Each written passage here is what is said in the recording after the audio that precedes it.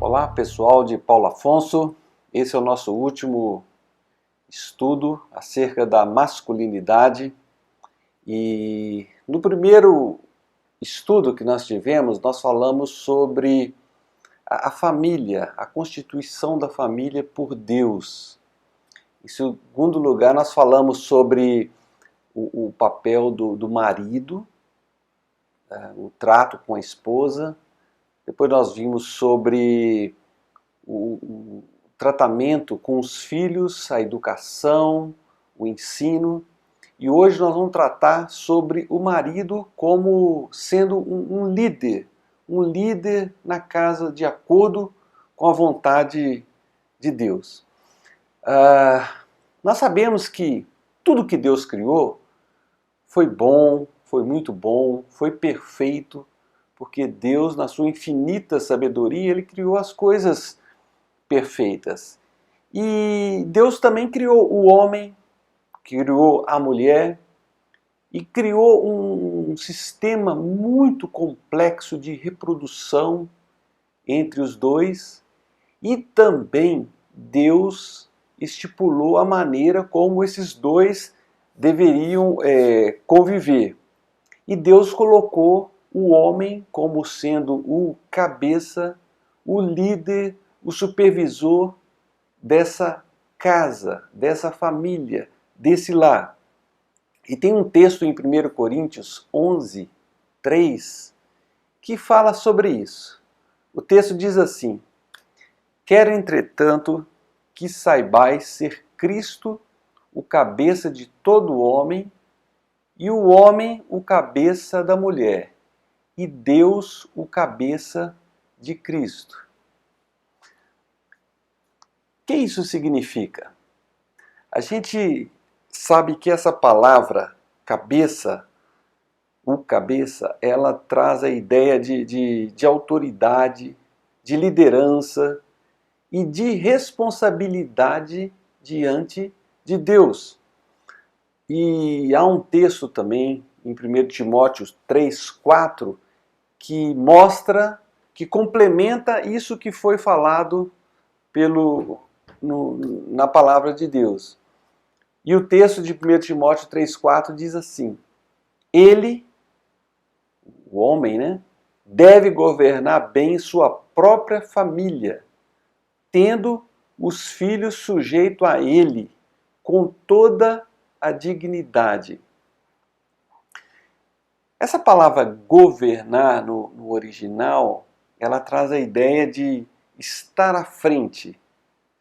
E aqui, no nosso caso, é estar à frente no lar, na liderança, estar à frente das decisões, superintendência da família e também presidir o lar. É isso que o texto coloca.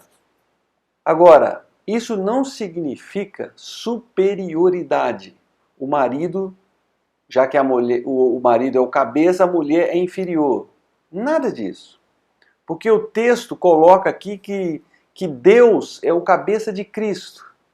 Nós sabemos que Jesus, Cristo, não é inferior ao Pai. É questão de funções. Agora, o que significa realmente ser o cabeça? O nosso corpo, ele tem uma cabeça. Nós não temos duas cabeças. Também o nosso corpo não é sem cabeça. A ideia de cabeça aqui é a ideia de controle, de domínio, de liderança. E foi assim que Deus colocou. Quando você pega um ônibus, tem um motorista que vai conduzir aquele ônibus. Se tiver dois ali, dá confusão. Numa empresa tem uma liderança, um líder. A gente vê isso também no país. E nós sabemos que é da vontade de Deus que o homem assuma a liderança do seu lar. Que ele seja ali o condutor, o líder administrativo e espiritual da sua casa. O lar precisa de uma pessoa que seja o líder. E Deus colocou o homem como o líder dessa casa. E essa liderança, ela é muito perigosa quando ela começa a ser terceirizada. O marido fala que não quer saber mais, que vai passar toda a responsabilidade de liderar a casa para a mulher, ou para a sogra, ou para a babá, ou para alguma outra pessoa, para a avó. Não é essa a vontade de Deus. As famílias precisam de ter essa liderança, essa presença, essa superintendência.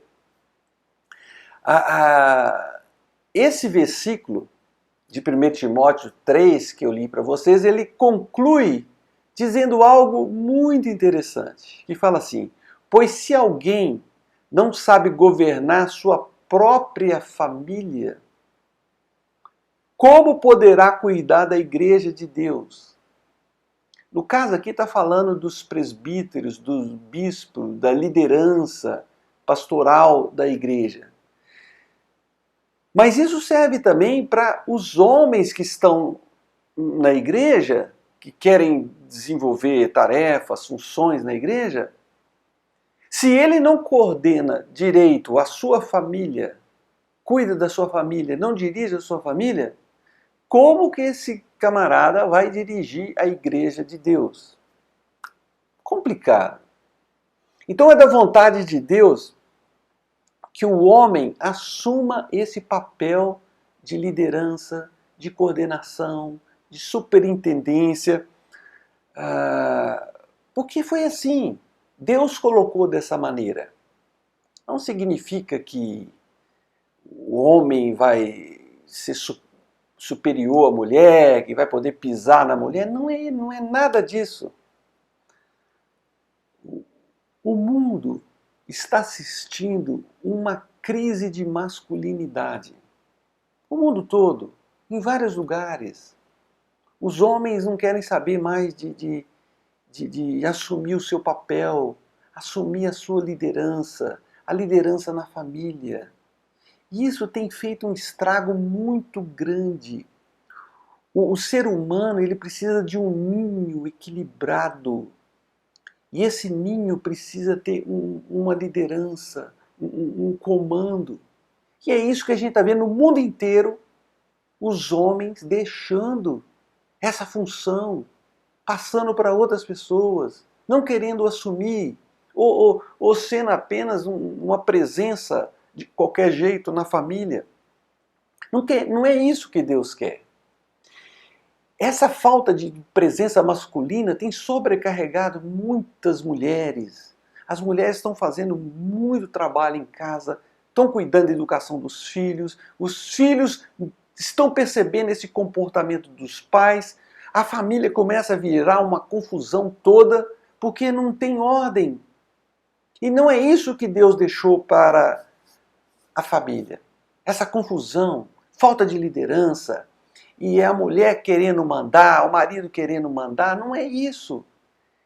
É uma liderança sábia para que o lar tenha harmonia, os filhos cresçam em harmonia. O ser humano precisa de pessoas nascendo com essa distinção de funções.